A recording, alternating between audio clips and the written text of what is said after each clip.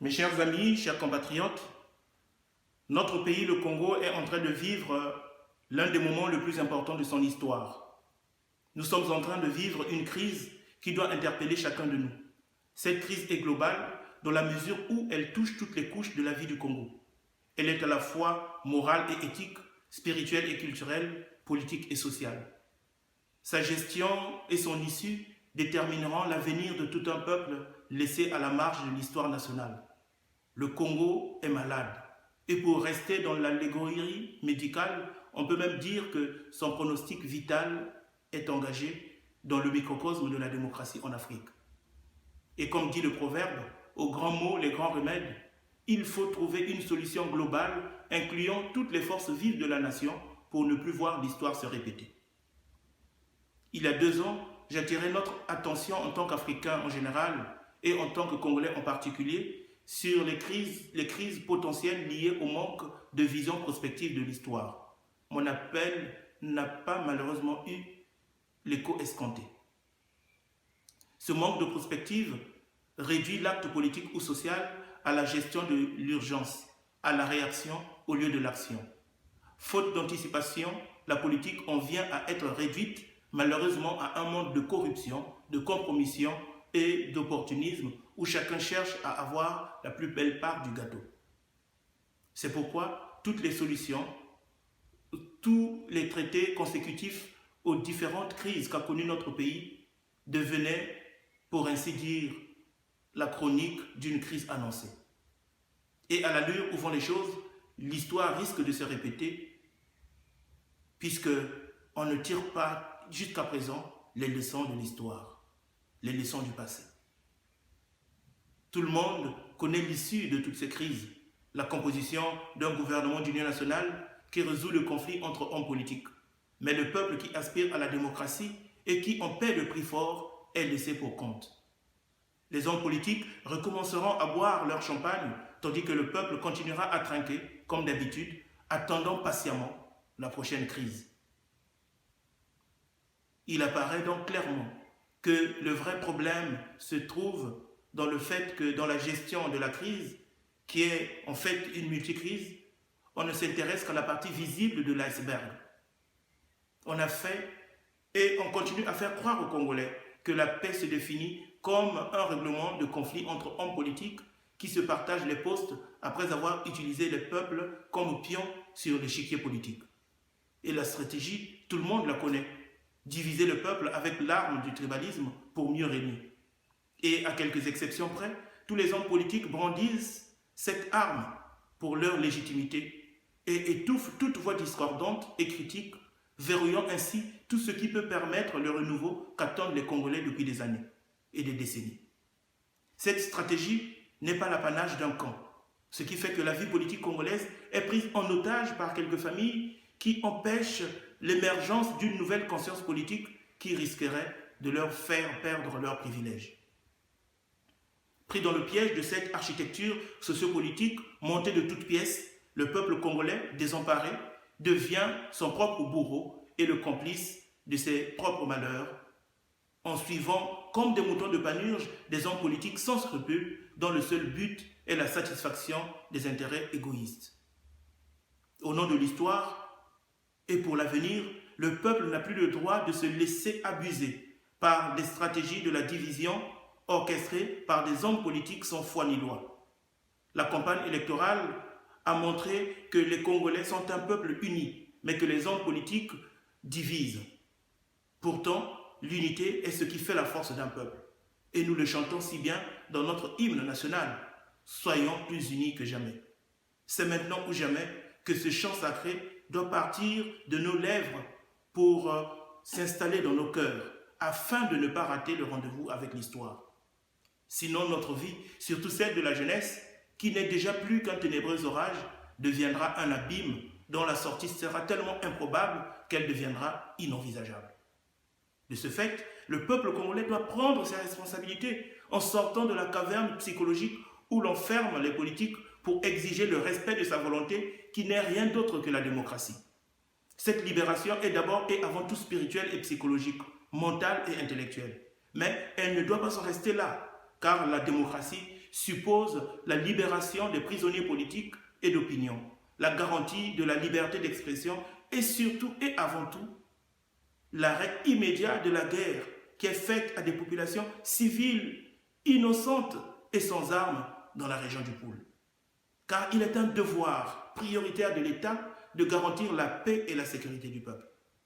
Dans ce sens, les responsables de la société civile et les représentants des différentes confessions religieuses doivent monter au créneau pour exiger l'organisation des états généraux de la nation où toutes les forces vives seront présentes et où seront abordées toutes les questions qui se posent au plan moral et éthique, spirituel et culturel, politique et social.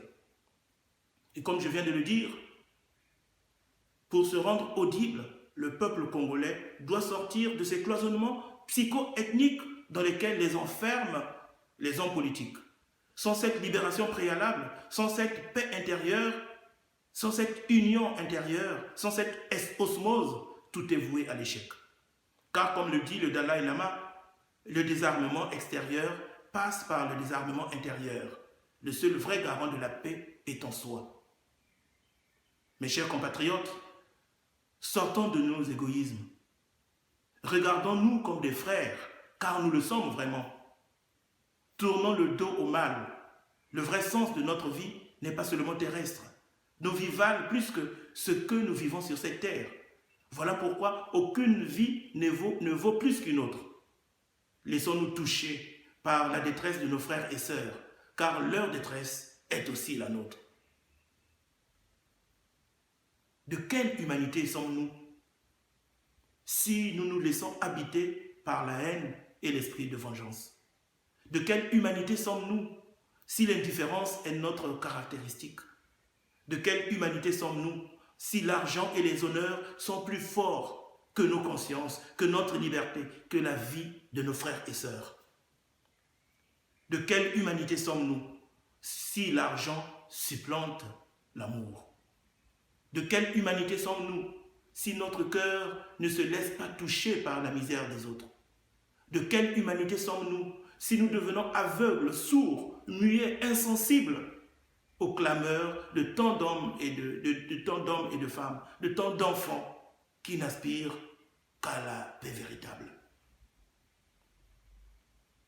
Quelle est cette drogue, frères et sœurs, qui nous rend si impassibles, si amnésiques, si insensibles au sang versé de nos frères et sœurs? Cette attitude est-elle encore humaine? Sommes-nous encore des humains dans notre chair, dans notre cœur, dans notre âme, dans notre esprit? Réveillons-nous, frères et sœurs. Tenons-nous la main dans la main pour construire ce Congo, ce beau pays que Dieu nous a donné. Je crois en l'unité, je crois en l'amour, et je crois que l'amour est plus fort que la haine. Je crois que l'unité est plus forte que la division. Je crois en chacun de vous, en chacun de nous.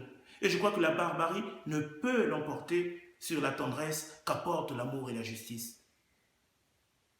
Heureux vous, les artisans de paix. Heureux vous, les artisans de la justice. Heureux vous qui croyez que le mal ne peut l'emporter sur le bien. Heureux vous qui croyez que l'unité du Congo est possible. Et elle est là. C'est à nous de la manifester. Faisons de sorte que l'unité, la paix, la justice, la démocratie, l'égalité ne soient pas des simples slogans. Et c'est à chacun de nous, là où il est, de le manifester, de le vivre. Heureux vous qui vous laissez toucher par ces petits mots que je vous adresse, ces mots qui sortent de mon cœur, de mes entrailles. Heureux vous si vous vous laissez toucher par ce petit cri, ce cri de détresse que je lance à notre pays qui est en train de sombrer. Ne réveillons pas les démons du passé, mais tirons les leçons du passé pour bien gérer le présent et construire l'avenir. Un avenir qui sera radieux. Et tout cela dépend de nous, de notre détermination pour la paix, pour la démocratie, pour la justice. Ne nous laissons pas emporter par des égoïsmes qui ne font que du mal à notre pays, qui ne font que du mal à nous-mêmes. Laissons-nous toucher. Et que Dieu bénisse chacun de nous, que Dieu bénisse le Congo. Beaucoup de Congolais se disent chrétiens. Alors si nous sommes chrétiens, cela doit se vérifier dans nos actions, dans le refus de la corruption, dans le refus de l'argent illégal. Mais cela doit beaucoup plus se manifester que nous sommes chrétiens dans l'accueil, dans l'amour, dans la tendresse, dans la patience et dans le respect de la vie. Nous devons tourner le dos à tout ce qui empêche la vérité de s'exprimer.